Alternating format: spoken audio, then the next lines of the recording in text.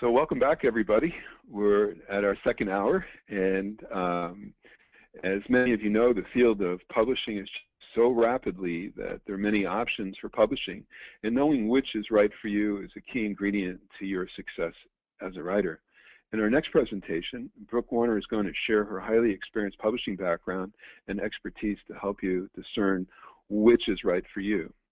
Brooke is publisher of She Writes Press, the founder of Warner Coaching Incorporated, and the author of What's Your Book? A Step-by-Step Guide to Getting You from Inspiration to Published Author. Brooke's expertise is in traditional and new publishing, and she's an equal advocate for publishing with a traditional house as well as self-publishing. I'd also like to add that I've personally known and worked with Brooke on a wide variety of publishing projects, and she's the real deal. One of those rare people who possess an extraordinary amount of knowledge about publishing and also has a high degree of integrity as well. So it's my great pleasure to introduce Brooke and what is the right publishing platform for you. Thank you, Howard, for that introduction. I very much appreciate it. And just as a note, I made you the organizer, so I hope you'll be able to see the people's questions. And if not, then we'll handle it at the end. So here we go. And people, feel free to put your questions in. Howard will interrupt me if there's something important coming through. Or not, if he can't see the questions, and or I'll take them at the end and I'll be able to grab them. So, all right. So, what is the right publishing platform for you? Today, I'm going to cover self-publishing options, but I do want to have a conversation about the publishing terrain and what self-publishing even means today. So, we'll start in just the very fact that it is a brave new world out there. And so much has changed that it's hard to keep up. And during the introductory session today, there was a question about terminology. And I think about this all the time. You know, is self-publishing even an appropriate word for what is going on right now? There are so many different terms, so many different kinds of models popping up all over the place. Uh-oh, you can't hear me? We had a little bit of static, but okay, we're all right. Go ahead. Okay. All right. Sorry about that. No problem. We want to make sure that our sound is good.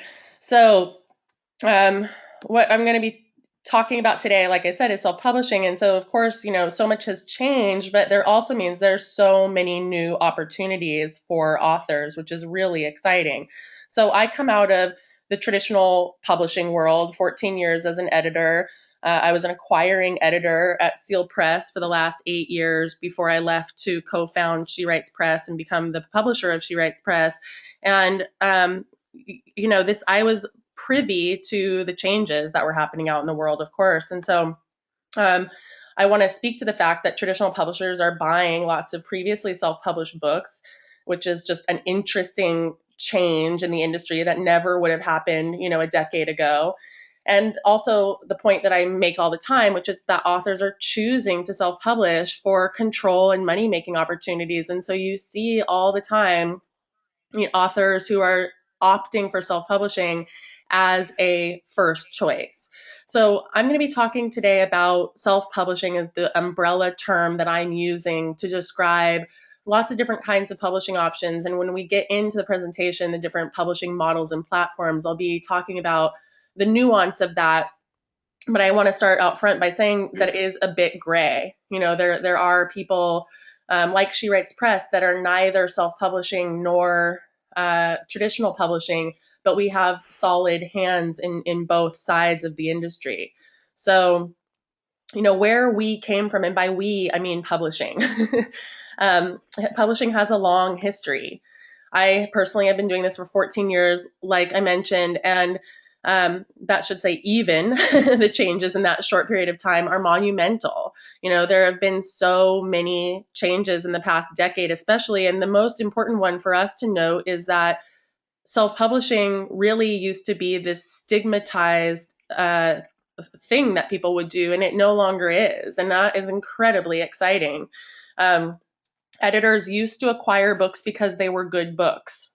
This is no longer necessarily the case. So that's just important to note.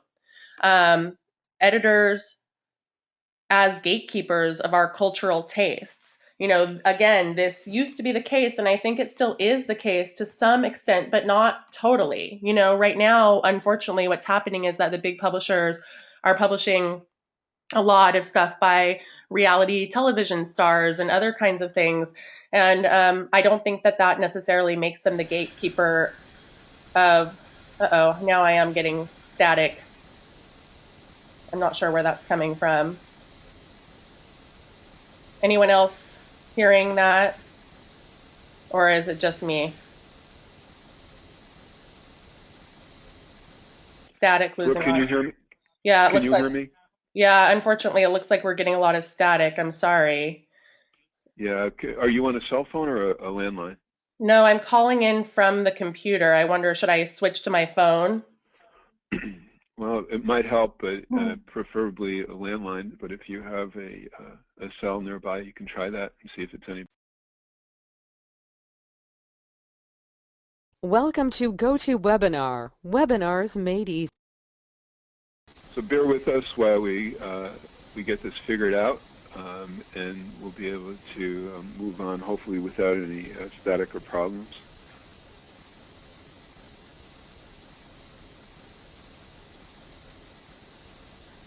I would sing for everyone while we're waiting, but then everybody would get off the call. So, people are asking me to sing. No, you really don't want me to do that. Can you hear me, Howard? Yeah, I can hear you fine now, and the static seems to Okay. have gone away. So maybe it was All right. a computer-related issue. Hope so. I apologize, everyone. Okay, so. Oh yeah, that's much better. Okay, fantastic. So that is a lesson to me that I will be on the phone for the rest of the day. So did we lose very much? Do I need to start from the top of this slide or go back?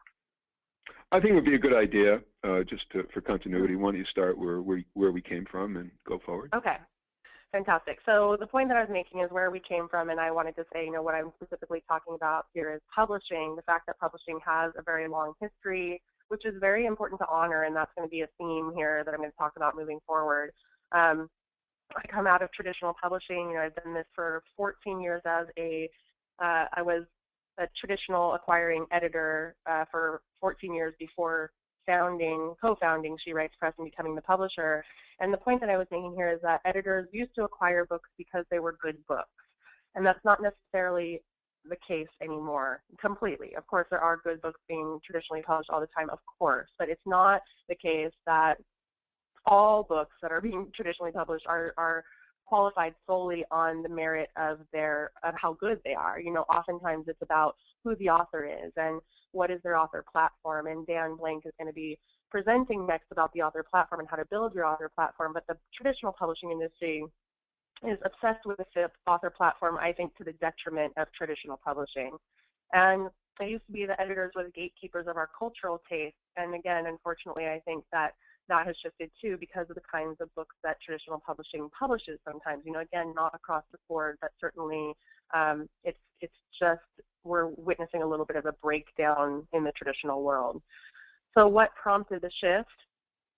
More competition, author platform, big publisher overwhelm, and problematic business models. So when I say what prompted the shift, I mean what prompted the shift to self-publishing becoming less stigmatized than it used to be. And it is all of these things. More competition, meaning more people are self-publishing. Author platform, by which I mean the big publishers' obsession with author platform has barred people who have fantastic books and who should be publishing. Big publisher overwhelm is the simple fact that they're not doing a great job of marketing their books anymore. And the problematic business model with traditional publishing because of the nature of the business and returns and, just the way that traditional publishing does business and how inflexible they are. So the self-publishing revolution stemmed from all of this. It didn't start out as a response to what was not working. I think that's important to know. Lots of people started self-publishing many, many years ago, but they didn't do it well. The stigma started with authors, trying to take control of their destinies, which is honorable, but not honoring the way that things had always been done. They weren't doing great covers. They weren't doing beautiful interiors. And so people started to go, oh, I can recognize a self-published book when I see one. and that wasn't a good thing. When you self-publish, you want to be mistaken, in essence, for a traditionally published book. And so I mean that we need to honor the way things have always been done. It's important to have beautiful covers and to understand that traditional publishing truly has wonderful things about it, a long, long history of aesthetic, details that matter. And it's not our job as self-publishers to, or self-published authors to go against the grain. It's our job to try to create something beautiful that looks like a traditionally published book. Hey, Brooke, I've got a couple of questions that have come in that I think are kind of interesting that perhaps you can weave into this, or if you prefer to save them to the end, it's up to you.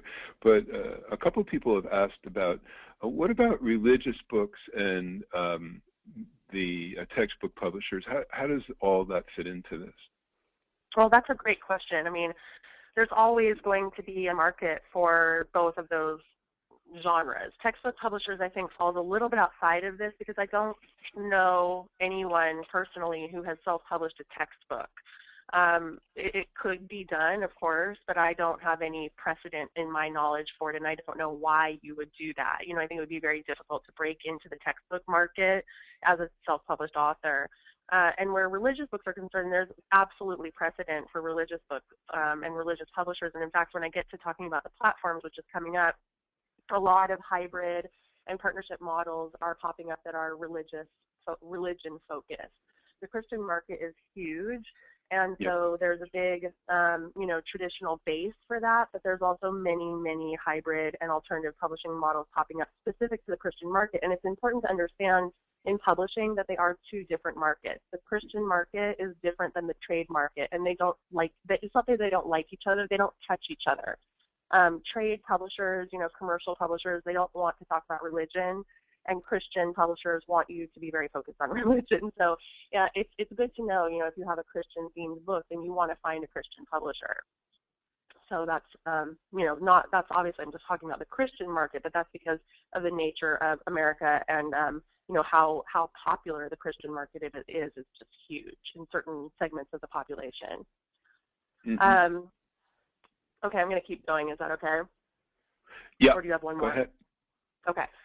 No, go ahead. So the thing, I'm talking about the self-publishing revolution, and one of the other things that happened, is traditional publishing had an initial poor reaction to self-publishing. It's taken them a very long time to get on board with the idea that self-published authors could be doing good work. And so this has created a divide between traditional publishing and self-publishing that is still being mended.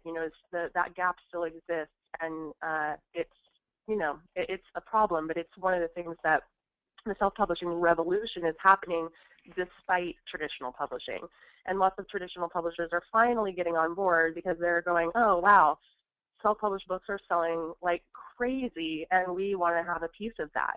So that's where you see Random House picking up, the 50 Shades of Grey series, or Simon & Schuster buying Howard Woolley, I think that's his name, buying his print books, and he kept the rights to his own ebooks.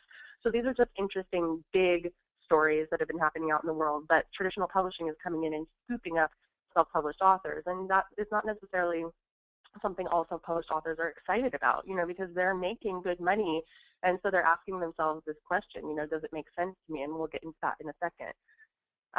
Self-publishing gets a facelift and legitimacy. Like I said, lots of people opting to self-publish, and so this makes a huge change. When you see David Mamet and other people, even Stephen King, Ann Patchett, has an ebook, I believe, that was self-published. So there's lots of people entering into this space, and that is legitimizing self-publishing. So, like I said, famous authors choosing to self-publish. The rise of the hybrid author, which means the authors who are self-publishing and traditionally publishing, they're straddling the space and they're doing it well.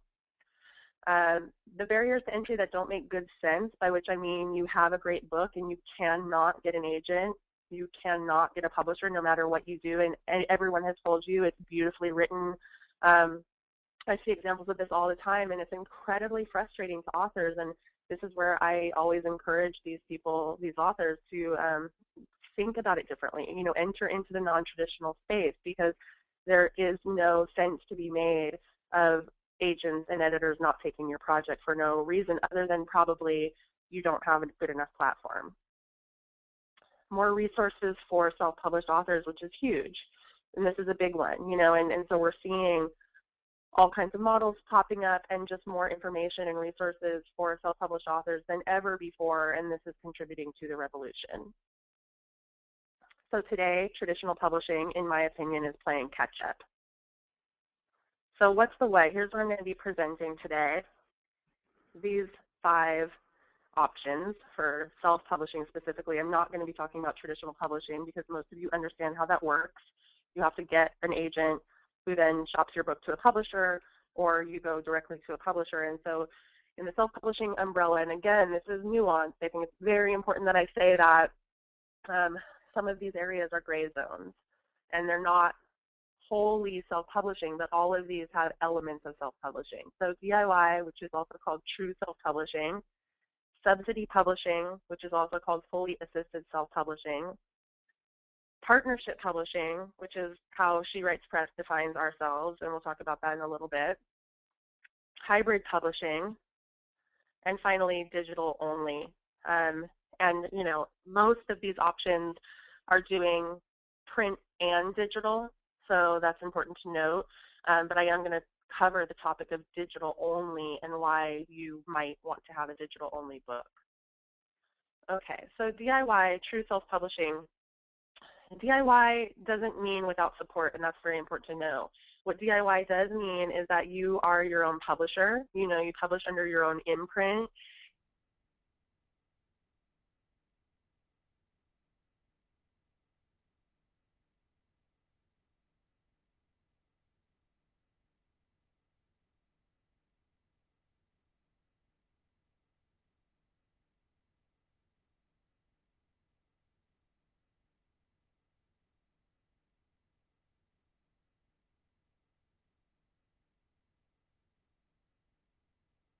You know, where in essence they sort of span this interesting space between being a subsidy publisher and a DIY option, because you can just print with them. And I think that's very important to understand. So you can do DIY, which is true self-publishing, and then you use CreateSpace or Ingram Spark to print your books. And that's what the vast majority of our clients do, me and Howard. You are totally in charge, and that is an important point here. You know, you have the creative control, you have a team, and I'm going to be saying this throughout the presentation today, but it's really important that you not go rogue. That's the term that I use, which is that I've just worked with lots of people, and it's usually to clean up their messes after they have gone and gotten a horrible cover and a bad interior and didn't proofread their book, and then all of a sudden realize, usually because someone reads it and tells them that it's a problem, you know, or worse, they've published it and they're not selling any books and they don't know why. But this is because a lot of people self-publish without seeking out help. And really, you do have to have a team if you do DIY, but you do have a lot of control. So DIY publishing is one option, and it's the one that is, you know, that you're really figuring everything out. You're the publisher, and it's a lot of work, but it's also, you know, there are lots of benefits to true self-publishing. I'm going to keep going through all 5 of the options, Howard, and then I'll stop for questions, okay?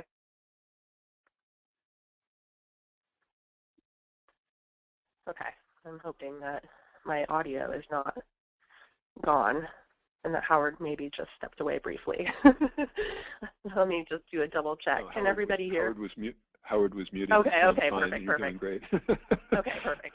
Now I feel scared. Okay, so subsidy publishing is fully assisted self-publishing. Now, what subsidy publishing is, sometimes it's called vanity press.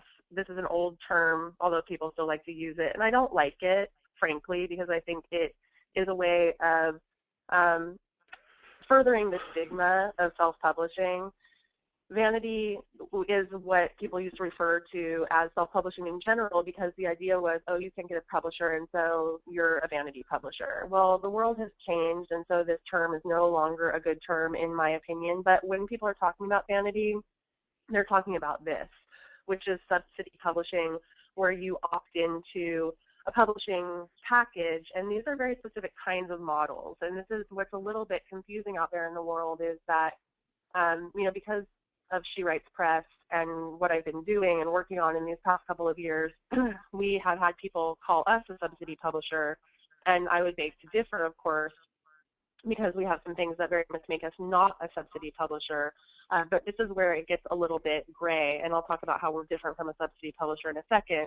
But subsidy publishing, in my opinion, are these publishing companies that are a bit more like mills. You submit your work and they publish it. End of story. They usually have cover templates and interior design templates. It's not particularly creative. You can pay a company. The price range is incredible, 500 literally, for some companies up to 10,000. They produce your book for you. Sometimes they're beautiful and sometimes they're awful. You generally buy into a package deal. It's fully assisted, though you should have some control. So, unfortunately what happens with authors who do subsidy publishing is all too often they just don't know what they're looking for. They don't know they don't know what they don't know. And they don't know if a cover is beautiful or not. And so oftentimes they just end up with whatever. And the subsidy publisher typically is made up of people who are not, they're not coming out of the publishing industry. It's just more of a, I personally am not a huge fan of the Author Solutions umbrella of companies, which include iUniverse and Exlibris and a lot of other imprints. And one of the reasons is just because they outsource all of their work to the Philippines, and it is very impersonal. And I think that when you're doing this, Guy Kawasaki has sort of become the guru of the self-publishing industry. He calls this artisanal publishing. And artisanal publishing means that your book is a beautiful product, and it really should be unique and beautifully packaged. And it's why I'm not a huge fan of using a company like Fiverr.com for your book cover. I don't think you should spend $5 on your cover. I think you really need to hire someone who knows what they're doing and who does a beautiful job and creates a beautiful product for you. So this is where I really take issue with subsidy publishing. As I say here in the slides, the problem is that the quality and ethics of these companies vary, and they're my least favorite among the choices. And again, some of them are fine. I know people who have had good experiences with iUniverse. I've seen beautiful books come out of them, and I've seen utter crap. And so that's hard. I really think you want to publish with a company who has good and consistent track record, and who is working with savvy authors. And it's not to say unsavvy authors shouldn't get published, but one of the things about partnership publishing that I'm going to get into in just a second is that, it makes sense to have some sort of submissions process, and so that you can get feedback to tell you, what, you're not quite ready yet, that you work with an editor and get your book up to par. And many people, especially the people who are joining us today, you're savvy because you seek out education. You're looking to be on a call like today because you want to make your book as good as it can be. But not all authors do that. And this is the issue and the problem with self-publishing in general is that, you have these really savvy, smart people who care about their book product so much, and then others who just want to generate whatever. And that's never going to change. There's always going to be all sides here. But I think as a self-published author, one of the challenges ahead of you is to create a really beautiful product that is well edited, that's beautifully written, because this is your career that you're tending to. And my sense is that, the issue I have with subsidy publishing is that they will just publish anything. There is no measure of good and bad. It's just whatever shows up. So partnership publishing, like I said, this is what She Writes Press is doing. It's a collaborative partnership with a press. It's different from the subsidy model because of the people in the business model, and I think that's important to note. Not all partnership publishing companies have a submissions process, though She Writes Press does. I'm putting together this slide or this presentation today, and I don't know that every single person out in the world agrees with me on what the definitions of all of this stuff is. It's relatively new, but to me, a partnership publisher should, in fact, be bringing to the table, things that are real assets to the author. And so from the perspective of She Writes Press, to me, that is our submissions process and the fact that we have traditional distribution.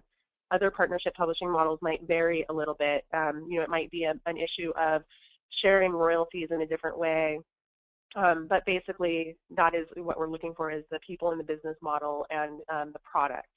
Partnership press does have the flavor of a press with publishing experts at the helm. This is important too. A partnership publishing model would be a press, not just, although lots of the subsidy publishers try to pass themselves off as presses, they're not always presses. Like I said, sometimes they're just mills, and they're not actually tending to all of the things that matter in publishing. There's lots of things to know.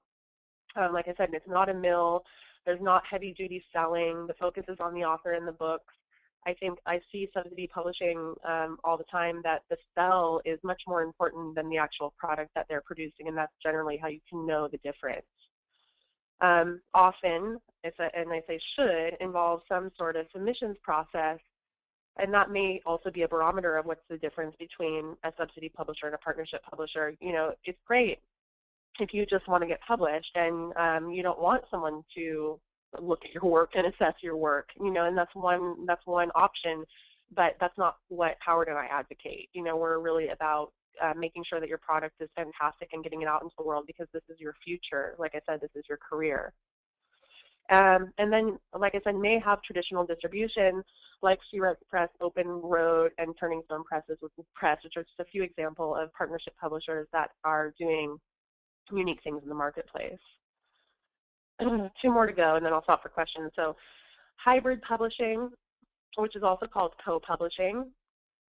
This is when you publish with a publishing house. Oftentimes it happens to be in a traditional environment, and two examples of that are North Atlantic Books, where I happened to work for 5 years before going to Steel Press, and White Cloud is another press up in Oregon.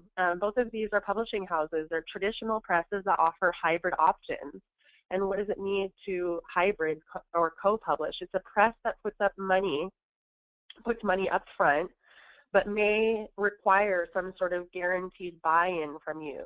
Like maybe you have to pay for your print run, maybe you have to pay for your production, but you're benefiting from their relationships, and you're benefiting from their distribution. So like I say here, their resources, their reputation, and the traditional distribution of the publisher. Now, in these cases of hybrid publishing, you're entering into an agreement with a publisher where you're getting, like maybe you're getting 50% royalty instead of 7.5%, or 70% royalty instead of 7.5%. Okay, the 7.5% is what you traditionally get with traditional publishing. So hybrid publishing, you're investing, but you're also getting more on the back end. And so this is where it's very similar actually to partnership publishing. The difference with co-publishing typically is that, like I said, it's embedded in some sort of alternative option. Hybrid and partnership to some extent could be interchangeable, but again, I'm trying to distinguish the fact that hybrid typically happens, underneath a publishing house that is already established, and usually they put some money up front on your behalf. And these models also, there's a submissions process. It's not like you could just contact North Atlantic Books and say, hey, I want to co-publish. It has to make sense for their list. And then finally, digital only. This is a category all its own. And in my opinion, Howard might have some more reasons to publish digital only, but these are the ones that I have.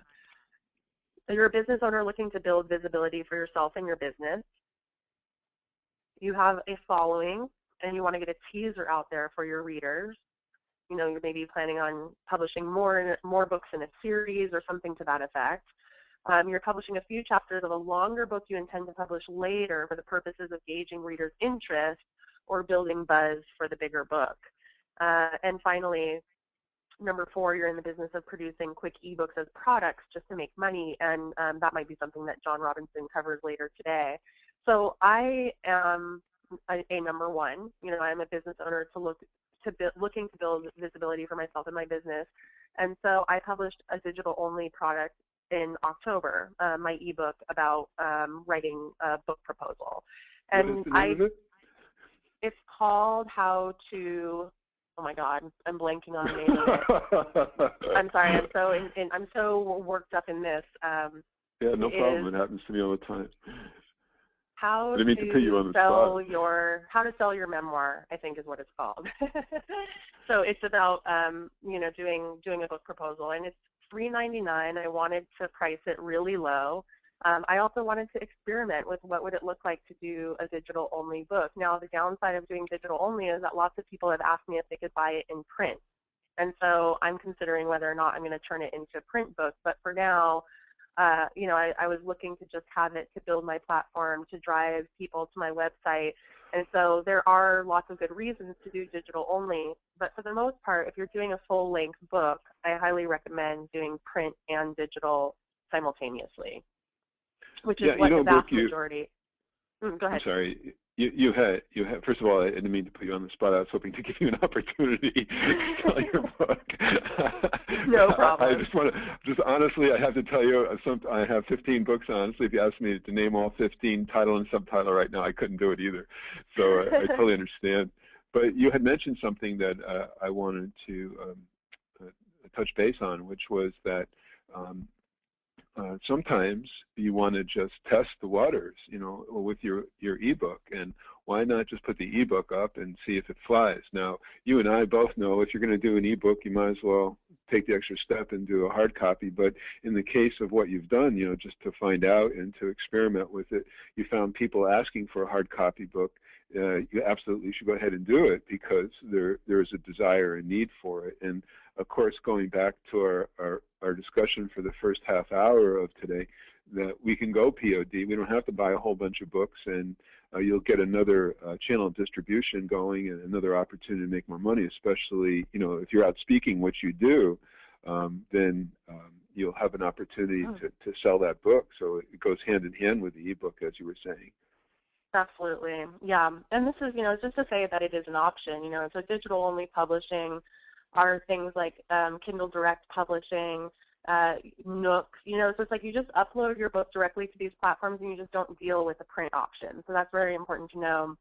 And I was just sort of browsing through some of the comments that are coming in, and because Howard mentioned POD, I want to take a second here to say that in talking about all these different options, I really feel that POD is the way to go. I think POD books are beautiful. They're really well done. Traditional presses use print on demand for their backlist titles. So unless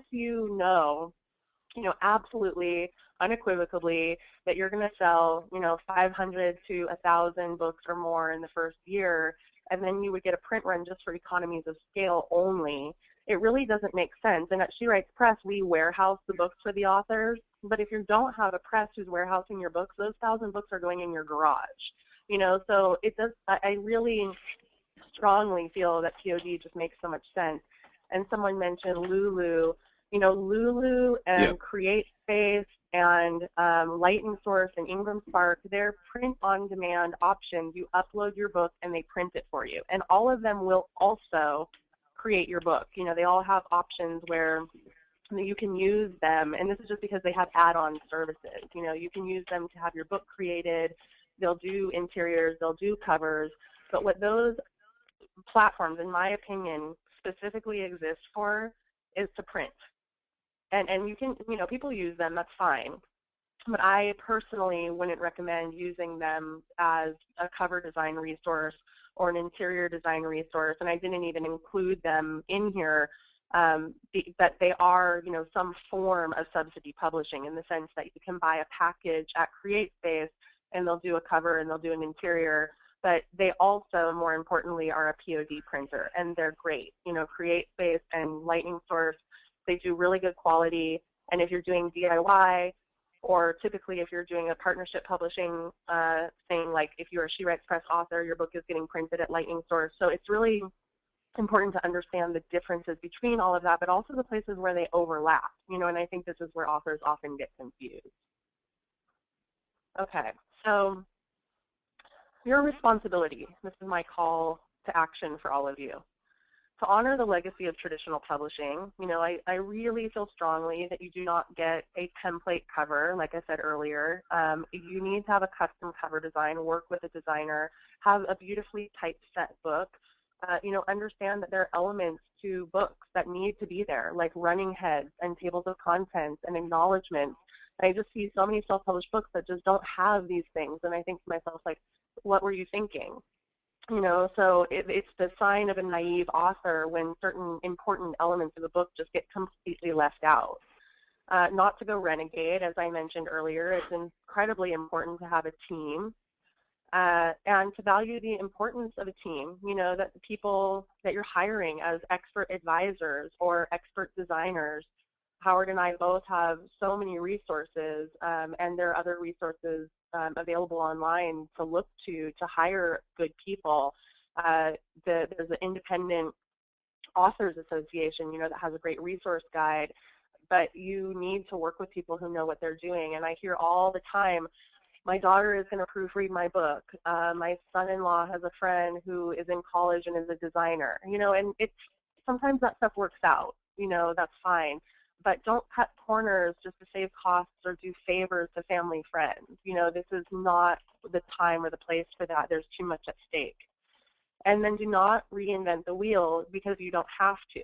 And this is the thing I'm saying of the people I work with occasionally who, you know, they're just desperate because they've made some big mistake. And then we're fixing it, and we're spending so much money to fix the issues that if they had just partnered with someone who knew what they were doing up front, they would have saved a lot of money on the tail end. And that just happens all the time. So I wanted to include this IBPA as the Independent Book Publishing Association. And Angela Bowl is the executive director, and just last month, in December actually, she put out this code of ethics. And I thought it was great because what the IBPA is doing now is really embracing independent authors as well, and I love that. And so it says, to uphold the highest standards of our industry, to create works of lasting financial and or cultural value, and to pursue editorial design and production excellence. And I could not agree more strongly that that needs to be in the code of ethics for every self-published author. And that you be keeping that in mind. And there are other, you know, you could look this up and find her code of ethics. There were four other things, but this is the most relevant to today's presentation. So chaos and confusion, you know, is often what happens when you're looking at all of these options, you know, who, what, where, how, when, why, you know, and I hear this from people all the time, and I'm not surprised by how little people understand about the publishing landscape because it's incredibly complicated. I've been doing this, like I said, now for 14 plus years, and it's complicated to me sometimes, you know, these different platforms and what the options are, and you can't possibly know everything you're supposed to know about publishing or which is the best option for you, and oftentimes there's not one right way. And so it is, you know, I hope that today's presentation gives you some overview and sense of, you know, what the possibilities are so that you understand the differences. But lots of publishing companies out in the world are trying to pass themselves off as something that they're not. So I wanted to just include this to say, author beware. It's important to beware. With opportunity comes predators, and that is just the truth of life. Right now, there's an incredible opportunity with self-published authors, and there's lots of money to be made, and so there are predators out there in the world.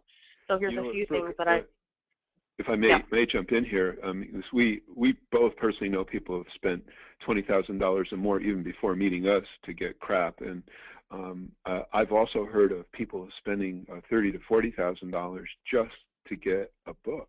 No marketing, just to get the book done. And, you know, it is, we see it all the time. We get people coming to both of us who have gone to some of these book mills, let's call it, and or editors or people who claim to be editors or book designers, and with materials that just are less than professional. And remember, you get one shot with your book. It's got to look professional. If you want to sell more, then it has to absolutely be good quality. And the only way, go ahead. Well, yeah, no, I want to just jump in to say, it's so true. And one of the issues too is that you're vulnerable as an author. It's something that you care about. It's your creative baby. You're putting it to someone else's hands, and then people abuse that. So this is the whole point of talking about this today, what to beware of. And so thank you for that, Howard, because you're absolutely right, and we do see it all the time.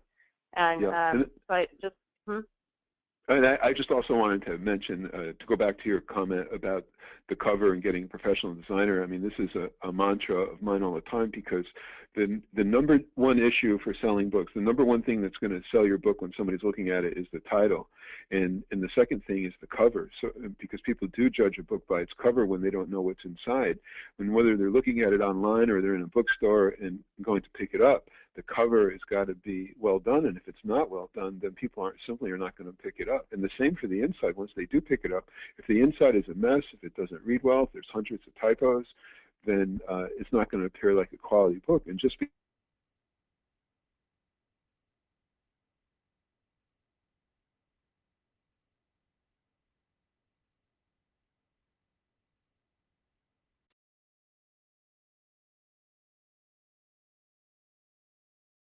yeah, it was barrel through to the end here. And so here are my few things to be aware of, and there are other things as well. But false promises. A publishing company cannot guarantee you'll be a bestseller.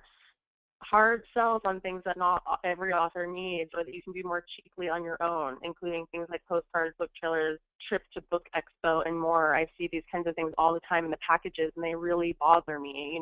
For what they're claiming these things cost, you can go out and do them on your own. And so just be careful.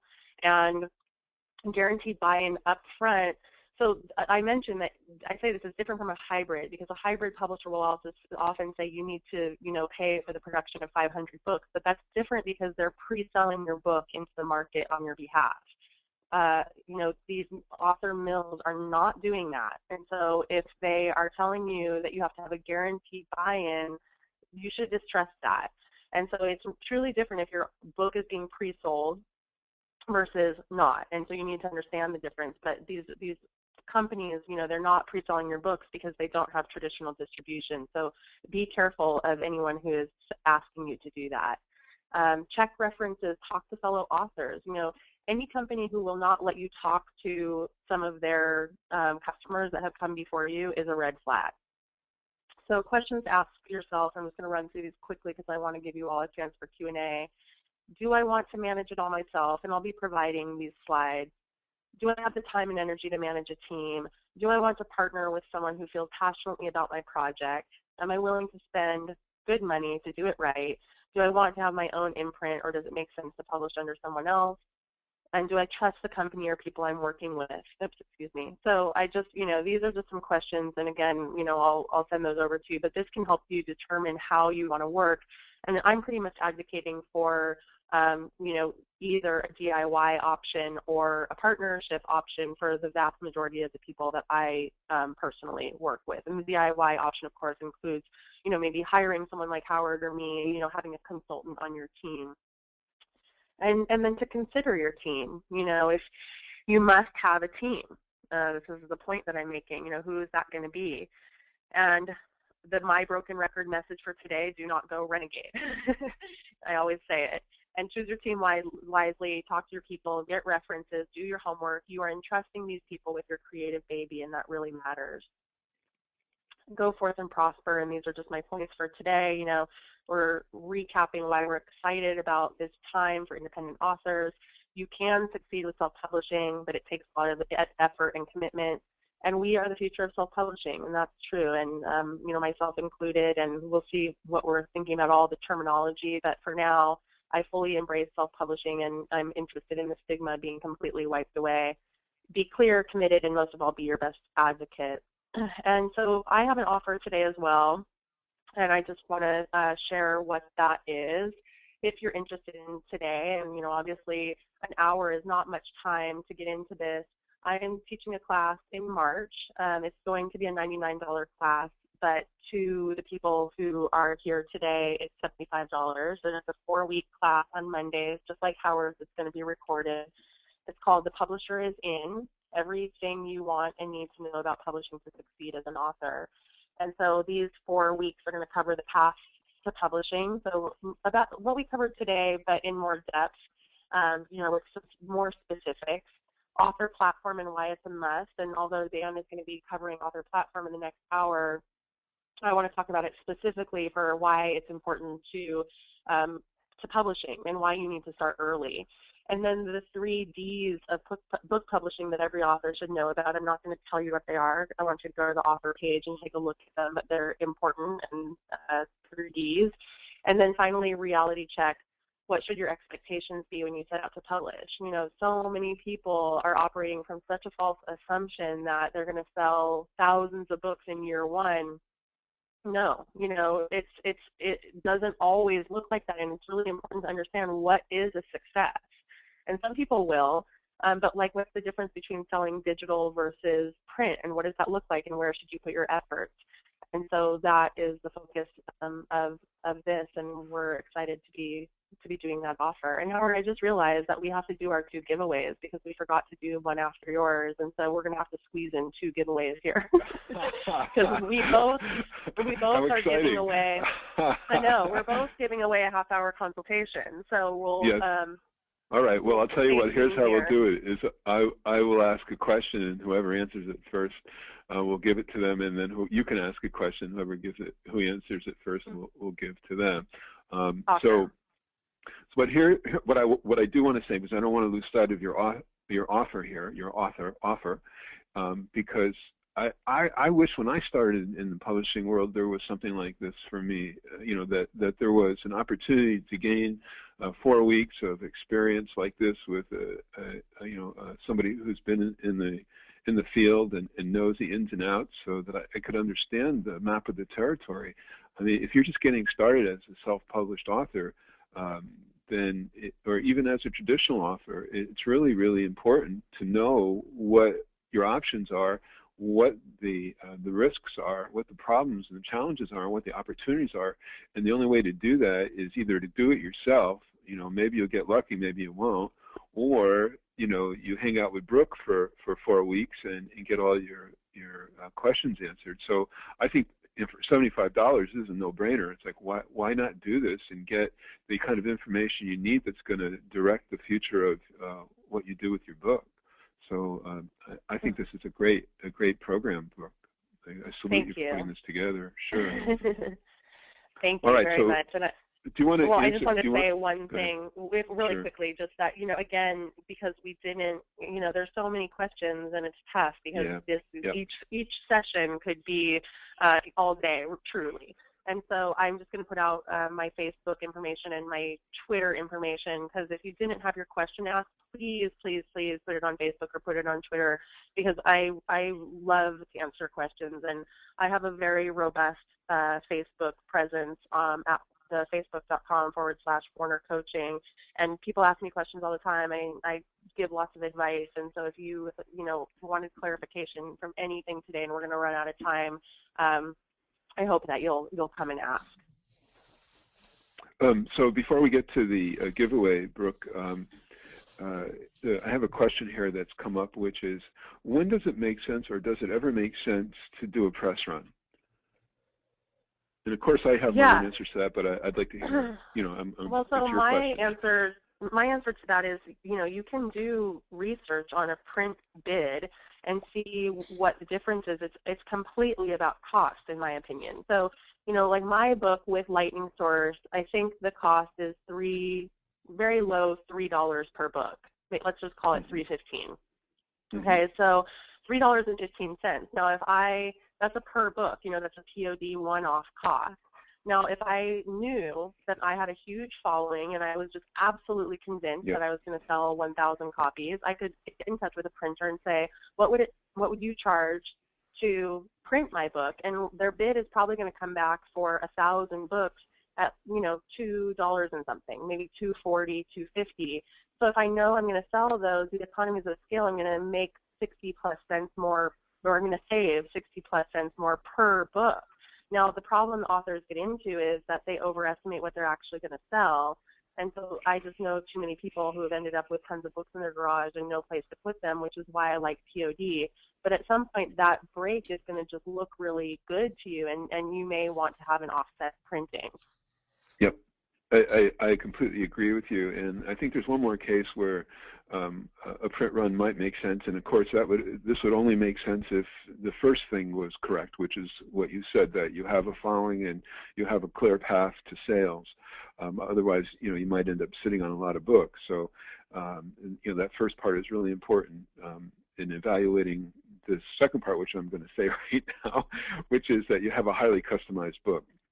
So, and by that I mean maybe you have a lot of color pages inside, or you want more paper options, or you want more size options, or you want to do some embossing or some tricks with the printing that Lightning Source, Create Space, and companies like that don't offer, because there are some limitations there in terms of getting creative with the book itself. But even though they do a good job printing, there are some limitations in terms of what we can do. And I think one of the big ones is color. For a small book, we can certainly do color, but when we start doing a larger book, it becomes very costly to do it POD unless you're ordering large quantities. So there is that answer as well.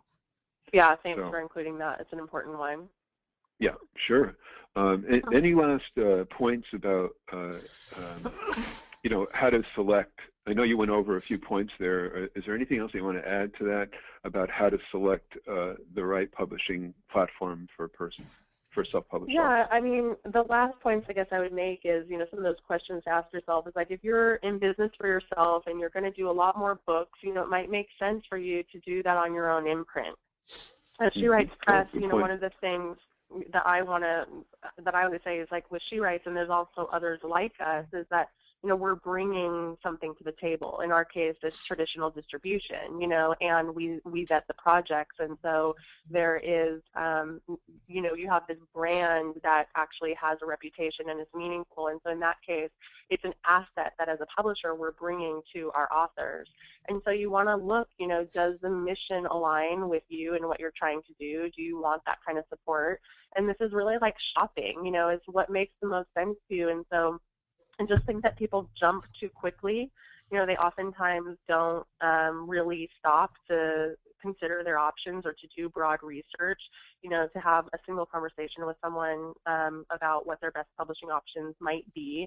And, you don't do that when you do something else like investing, for instance. You would never just go, oh, that investment looks good, I'll just throw $10,000 at that. So you want to just stop and take a deep breath and really make sure that you're doing the thing that makes the most sense for you, and spend $100, $200 up front to get a consultation, to do a little bit of groundwork on all of that. And all of this is just about due diligence. That's great. Well, I think that that we're coming to a point in our presentation where we need to give away those two giveaways before we end up at the end of the day with a bunch of them that we have to give away in the last hour. So I'll ask a question. All right. So my question is, what does POD stand for? Really all right. difficult. Oh, wow. Avril was on that like she already knew what your question was going to be. Okay, cool. So, you got somebody already? That's amazing. Yeah. So Avril is going to win a half-hour session with me, which is wonderful. Avril and I will follow up with you. Congratulations. You guys are great. There are lots of people answering. Well, you know what? Like Jeopardy. Yeah, boy, I'll tell you what, they knew. There's tons of print-on-demand answers here.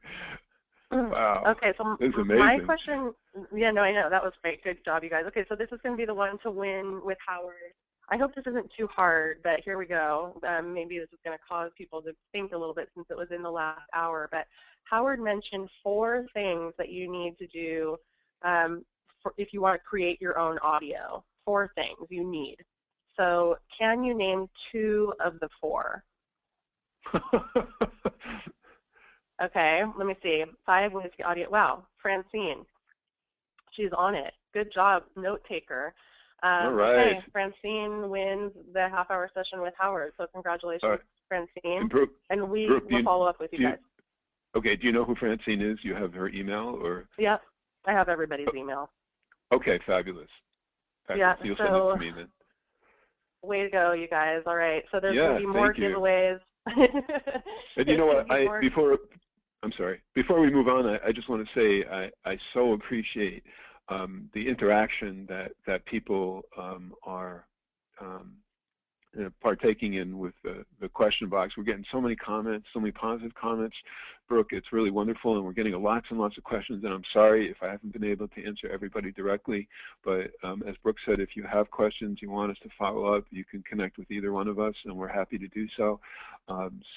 Keep the questions coming, keep the interactivity going. We really, really appreciate it. Even if we're not responding in the moment, we really appreciate it, and keep at it.